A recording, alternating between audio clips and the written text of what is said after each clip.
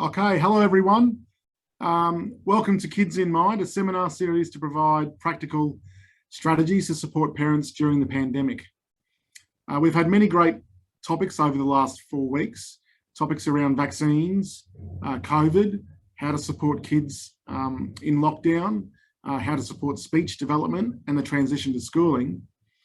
And today we're talking about a very topical issue right now, which is how to support parents in making decisions about medications and vaccines for kids. Now, we know there's going to be disagreements, and we know this is a complicated issue. We know that Moderna has recently announced potential for a vaccine down to 2 years of age. Pfizer has released initial results, which hasn't been public, actually. It hasn't been made public yet, for children down to 5 years of age. So it's a reasonable guess that vaccines for children are coming. And we know there's been some debate around vaccine use for kids aged between 12 and 15 most recently, and we've discussed the efficacy and safety in a previous webinar. But this will cause challenges for families in terms of parents coming together to decide what's best for their children. And so I've invited 2 experts in this space to provide their advice around navigating health decision-making for kids. First, we have Associate Professor Betty Charr, who's a pharmacist and has an extensive amount of experience in moral reasoning capabilities and ethical decision-making in pharmacy practice. She is chair of the Human Research Ethics Committee at Family Planning New South Wales Health and a past president of the Australian Association for Professional and Applied Ethics. She has enormous expertise and has co-chaired the Global Working Group on Pharmacy Ethics and Autonomy in The Hague, and continues to work as chair for this ethics expert group. I've also invited Professor Timothy Chen, who is nationally and internationally renowned for his research in medication review and strategies to reduce medication-related harm. He is vice president of the social and administrative section of the International Federation of Pharmacists, and he's served on many national advisory boards and committees. He's also conducted many reviews on off-label medications in children and also in adults. So it's my pleasure to welcome them, and what we'll be doing today is having a pre-record of their interview that they conducted between themselves, and then they'll be available online live for questions afterwards. Now, as usual, you can provide comments in the chat function, and those comments will be seen by the panelists. Those comments won't be seen by everyone else on the webinar.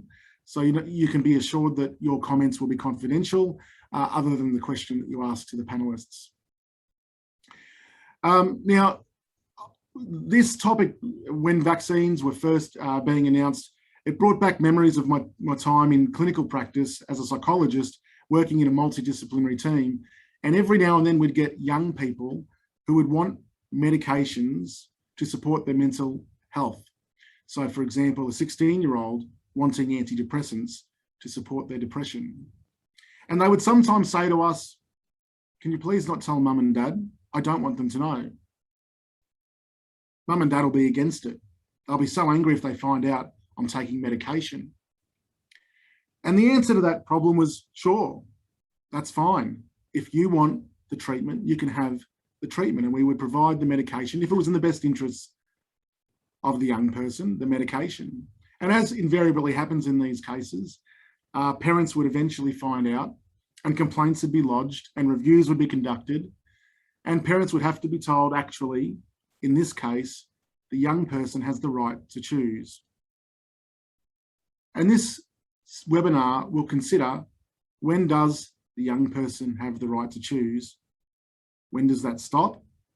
And how to manage disagreements among parents. So we'll start with the pre-record, and we'll be back, I think, in about 15 minutes with the live questions. Thank you.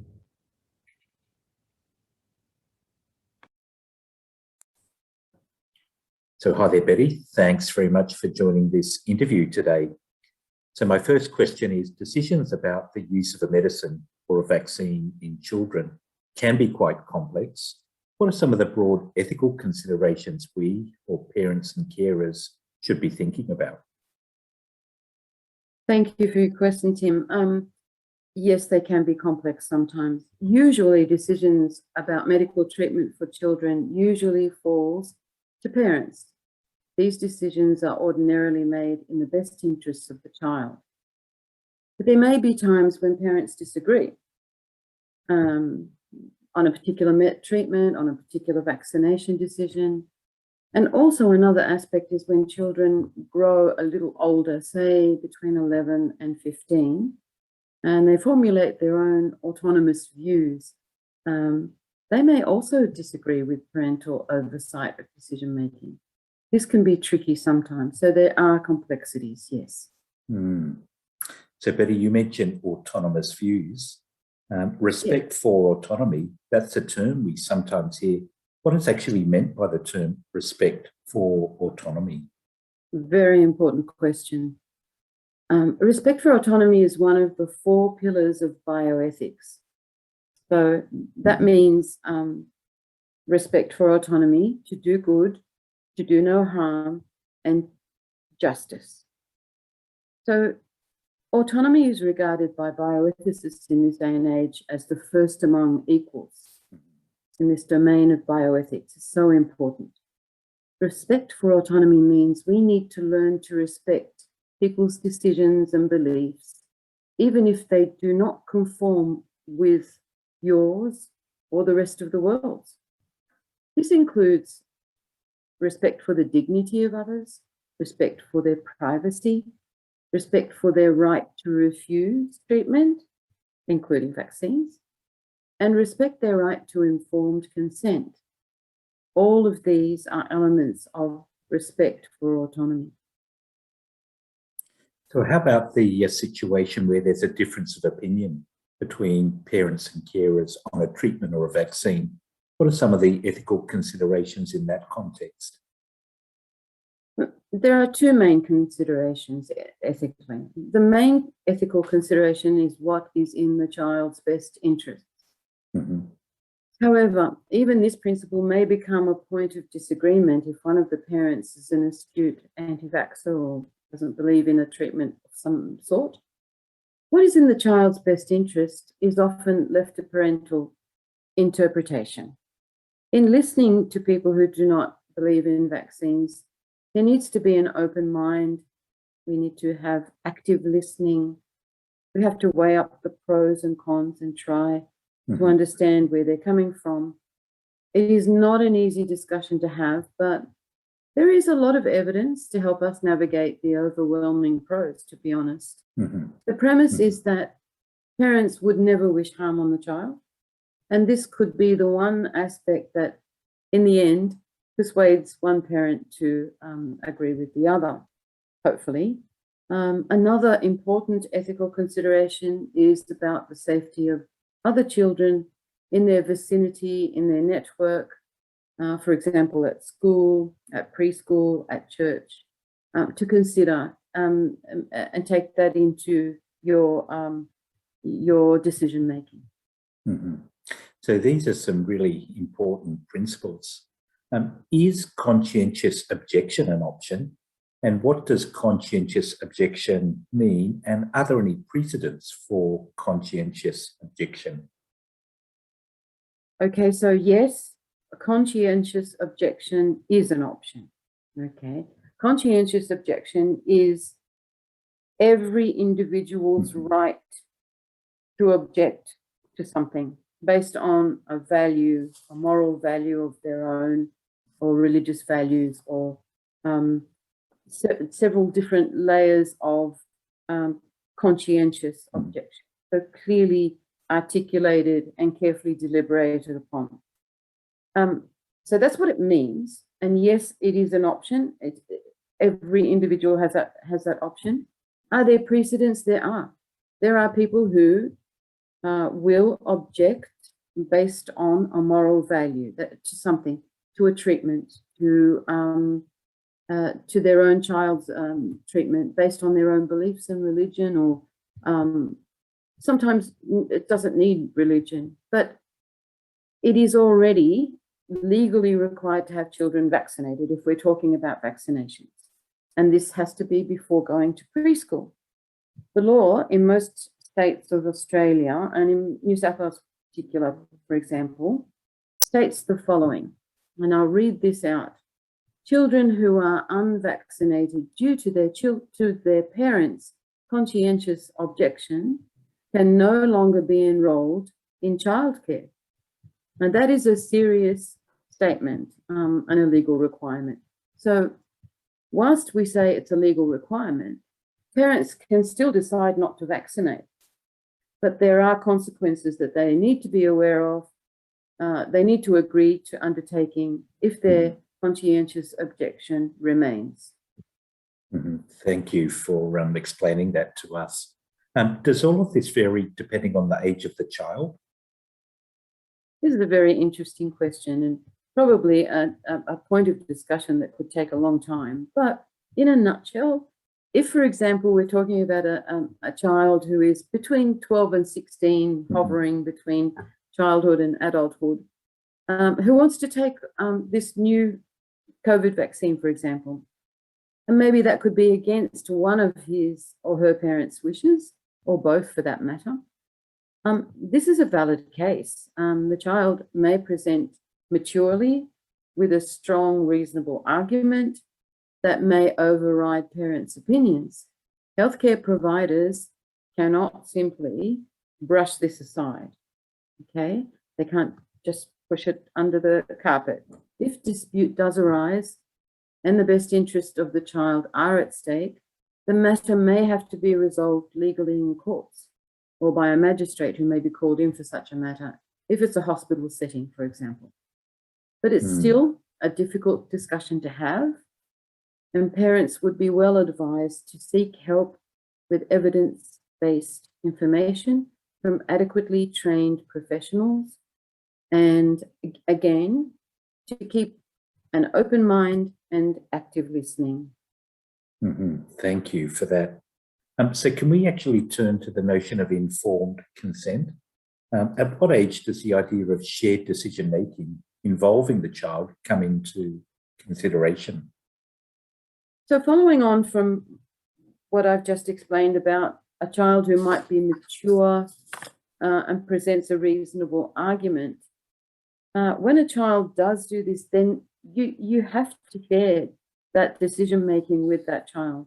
If it's a baby, we're not talking about a tiny or a very, very young child. We're talking about ones that are, in between, in a grey kind of area, which is not the legal age of adulthood, but certainly worthy of listening to and taking into consideration. When a child of this age demonstrates maturity and reasonable cognitive development, we need to be listening and sharing that decision making.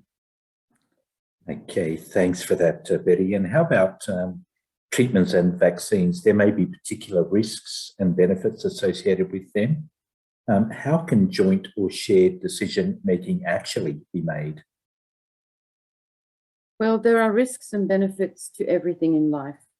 And I think the best way we go about this sharing is knowing that parents have a duty of care towards their child, to inform them about these risks and the benefits. And this duty of care that we're talking about is usually quite innate in human beings. We don't need to tell parents, you have a duty of care towards your child. It's not usually necessary, but what is necessary is to share the information that they have that is valid and has been collected in a good way, so to speak, by consulting others and consulting the literature and sharing that with that child, and not expecting that they're too young or, not listening to their need for more information. Thanks for that, Betty. So how about in a practical sense? Are there questions you would encourage parents and or carers to ask their healthcare professionals in relation to the use of a certain treatment or vaccine for their children? Absolutely. Absolutely. I would encourage all to ask as many questions as needed for them to gain enough information to formulate that informed decision and informed consent There's a technique called the question prompt list technique, which is simply a list of questions. I'd encourage you to try that, but you don't need a tool. It's meant to tailor to each parent's questions and remind them and prompt them to ask their doctors or whoever they trust about their need for more information. So, as I said, you don't have to use a tool. No question about a child's health is a trivial question or not worth asking. Don't hesitate. Ask. I urge you to ask, and if necessary, do not restrict yourself to one referral point. For example, ask for a second opinion. Ask for a third opinion if you're really, really concerned, or if you have a child with a condition that is different to others and you need to gather as much information as possible.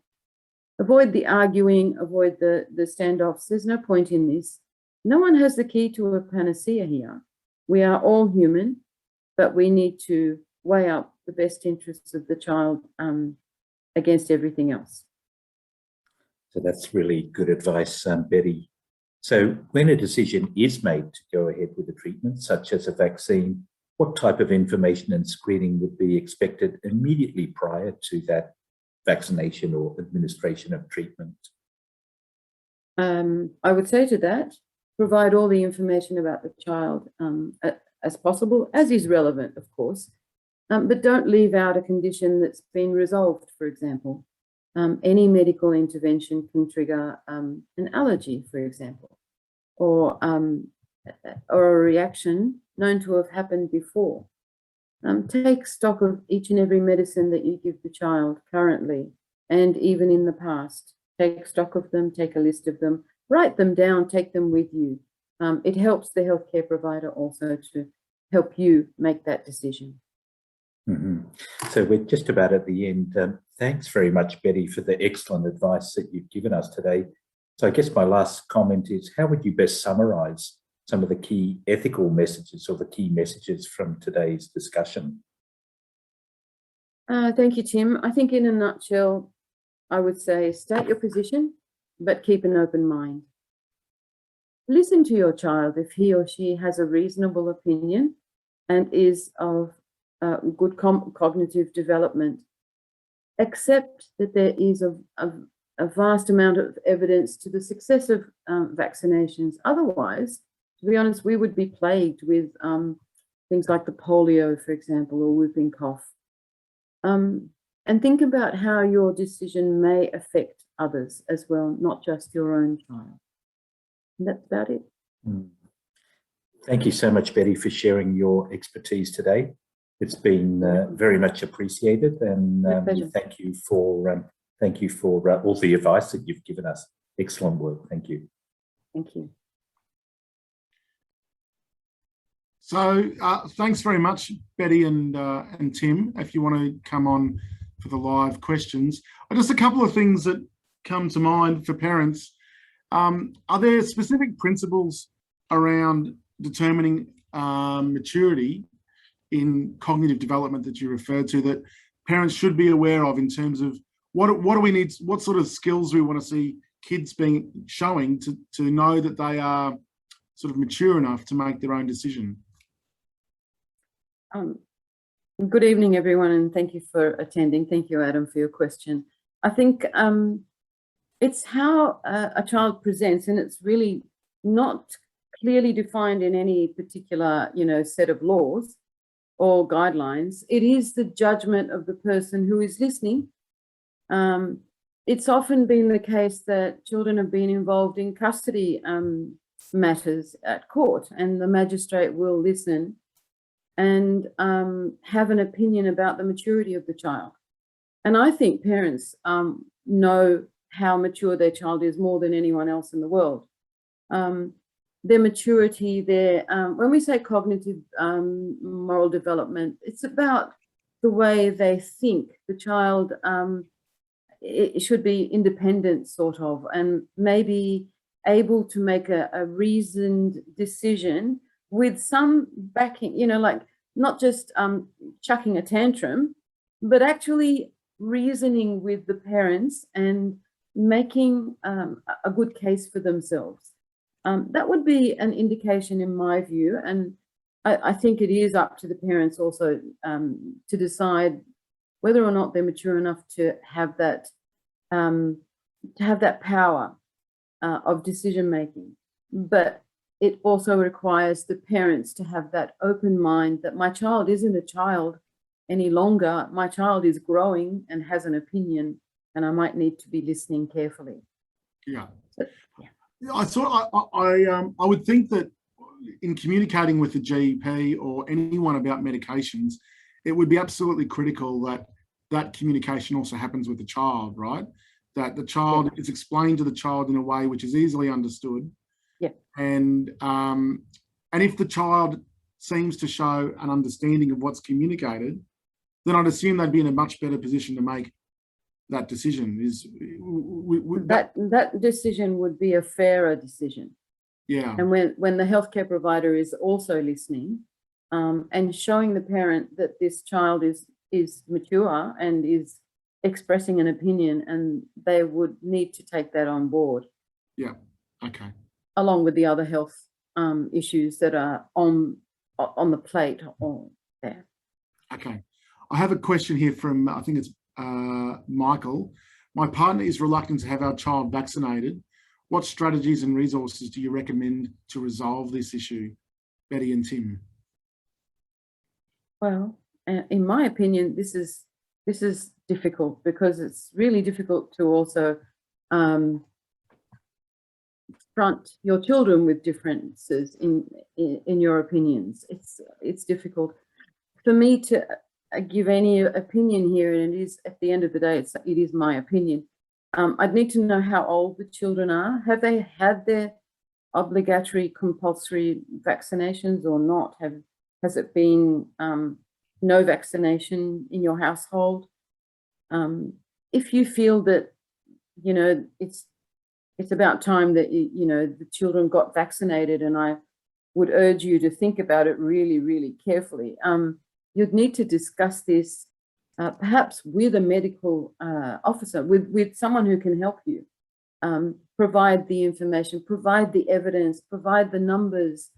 We're not all experts in, you know, in epidemiology, but certainly your healthcare provider would know enough to be able to state the facts, and from those facts, think together what's in the best interest of these children.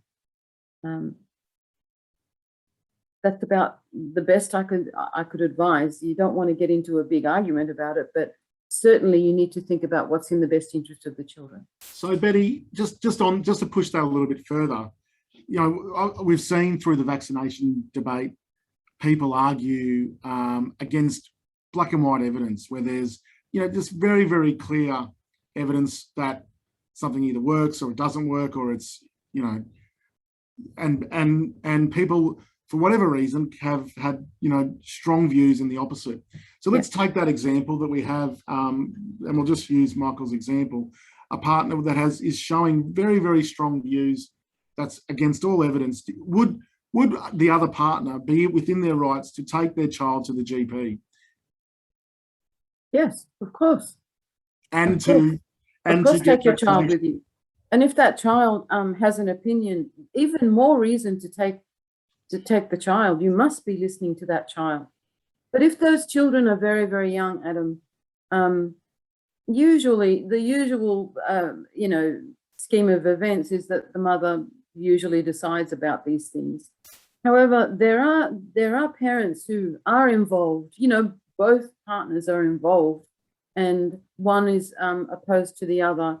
That makes it difficult, even for the healthcare provider, but you need to do a lot of research to actually be so strongly opinionated about it. And, you know, if that's the case, even the law here in New South Wales, you know, acknowledges conscientious objection. Right. It's a valid thing in human nature. And we also have to learn to respect each other. You know, there's a huge difference between anti-vaccination and hesitancy for a certain reason or for family, you know, history. I mean, medical history, of course. There may be individual reasons, or maybe there's been something traumatic that's happened and they've seen it and they have opinions. For those there's only a very small proportion of the population do have these circumstances, I would say. For those, you'll just have to wait until they're persuaded otherwise, or leave it to the child until they get old enough to make their own decisions. So just to clarify, and I might be asking a question which is unanswerable, but if mum or dad, just one of them wants their child vaccinated and the child wants to be vaccinated, how safe are they to go get vaccinated? What is the... If the child wants to be vaccinated and demonstrates a maturity to well, I mean, actually decide, or have they just gone along with the parent? Well, it sounds like that maturity, could quite easily be defined in older kids, but it gets complicated. It sounds like it's a bit complicated as they get younger, or there might be some developmental delays. I just wonder, how it depends. I think I won't say it's unanswerable. It depends on each case. It's a case-by-case situation. But if one parent is very strongly opinionated, they can take it to a magistrate to decide. And I think it would be instigated by the healthcare provider. Right. So the healthcare provider should provide the GP should provide the advice. Definitely in a hospital situation, for example, a magistrate would be called in, even if it's, at night. What's in the best interest of this child? This parent or these parents won't agree to what we're suggesting. Could you please come and decide for us? And there would be a magistrate coming in.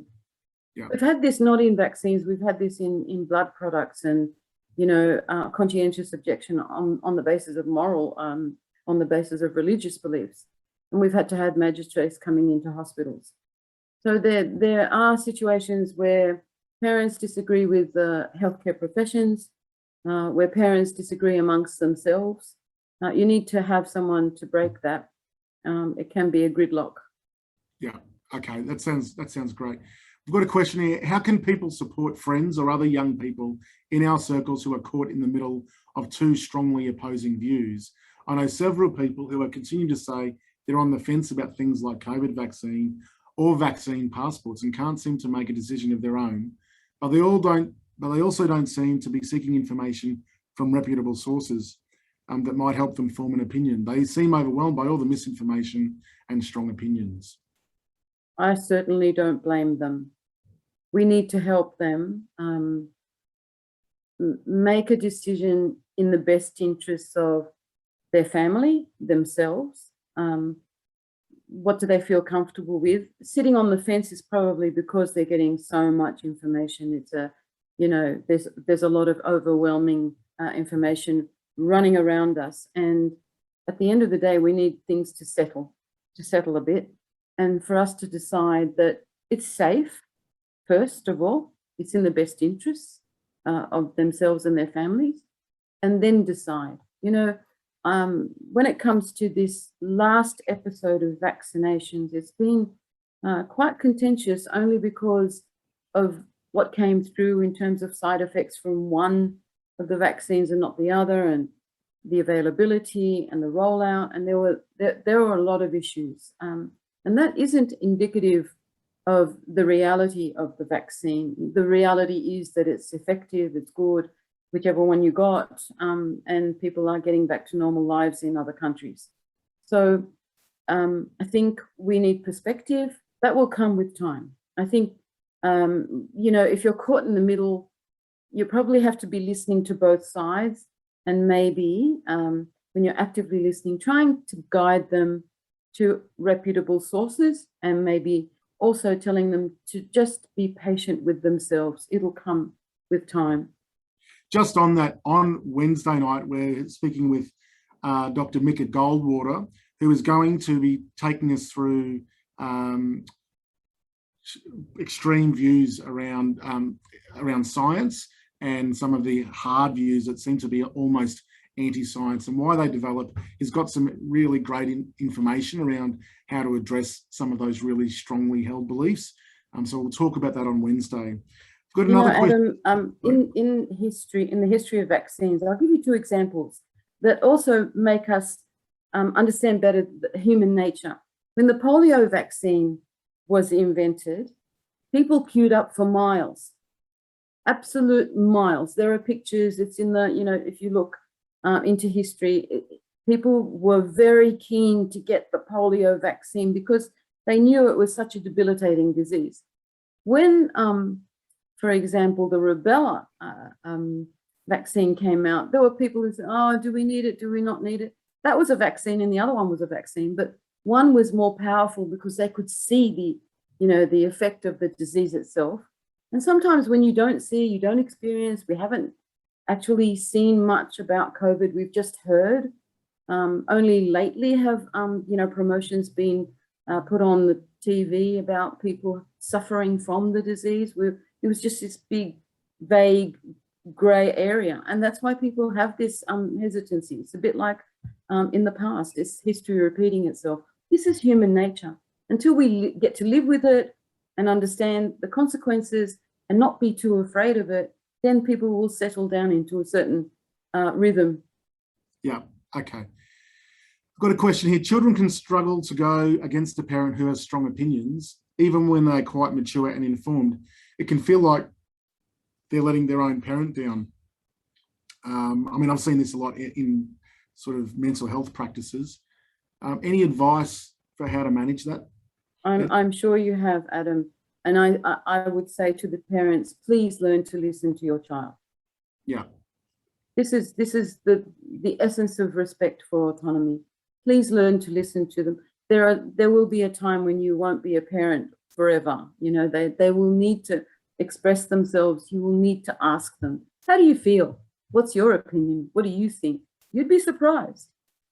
Actually, Betty, it's interesting you say that they're not going to be a child forever, because what I've observed in practice is those parents that want to take control and make the decisions and not listen to their child, they eventually have problems. The relationship has, potential problems as when that child turns into an adult, and there's all sorts of issues that emerge. So, beginning to do that from a young age has downstream effects in terms of allowing kids to feel respected and valued in terms of their own autonomy. So I think that's a really good point, Betty. Any other questions or comments? I think I've been hammered a little bit by me, but you've answered it beautifully. You've just, you've done really, really well. Any other questions? Okay, I think that's all. Tim, do you have any comments before we finish up?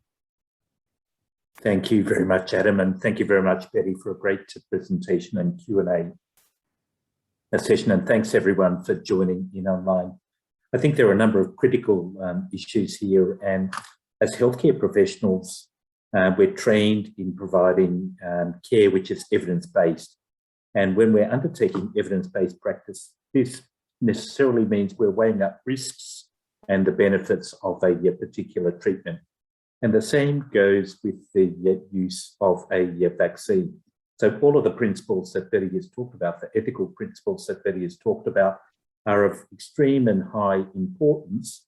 And if we could take those ethical principles into the shared decision-making between parents, carers, and their children and the healthcare professionals, then this can provide for a really good way to make practical decisions about very complex and complicated issues. This is not an easy situation for everyone. It's a very difficult situation for some people. And so if we can have these balanced healthcare professional discussions between parents and carers and their children, then I think we can move towards really good decision-making. And that should be a shared decision-making approach. And I've really enjoyed your comments, Betty, and your questions, Adam, and thank everyone for joining online. It's been excellent. Thank you. Can I just ask one last question? Betty, Yeah, sure. What are there different? Are the exact same principles apply in the reverse, that the child doesn't want the vaccine and the parents do? Are there any changes when the best interests of the child and the evidence is in favour of the parents but against the child's wishes? That's a challenging case you've given me, Adam. I'm sorry to throw that on you. No, again, I'd like to know the reason why the child is refusing and try and address that, to be honest. Yes. I try to be finding out what's the story here behind it. What is he or she, what have they seen? How did they make that decision? And try and address that. I think that is harder to resolve than when the child wants something that the parents don't. Although it sounds really difficult, and as you say, children will feel that they're letting down their parents, etc., etc. Parents have to change a little bit of their behavior and attitude. And as adults, we have that responsibility to think about things in a better way. But when it's the opposite, I think you have to dig deeper. To be honest, Adam, I think you'd know more about this than I do, but I think there are reasons behind that kind of, that resistance. What is it they're afraid of? Maybe they've gone through something traumatic before. We need to find out first, and with the help of the healthcare professional, I think it needs a bit of kindness. Again, it's listening. Yeah. All right. Thank you, Betty. That's perfectly answered. And that was a question I had, and I'm glad that you were able to answer that wonderfully well. Thanks, everyone. And the recording will be live on YouTube in the next couple of days. And as I said, on Wednesday, we have Mika Goldwater talking about extreme belief formation. It's going to be quite interesting, some of the work he's going to talk about. And then I should say on the Monday, it's a public holiday, so I don't think we will be having the Kids in Mind on the following Monday, but it will resume after the following week after the public holiday. Thank you very much, Tim and Betty. Really wonderful. Really glad to have your expertise. I'm thrilled. Thank you.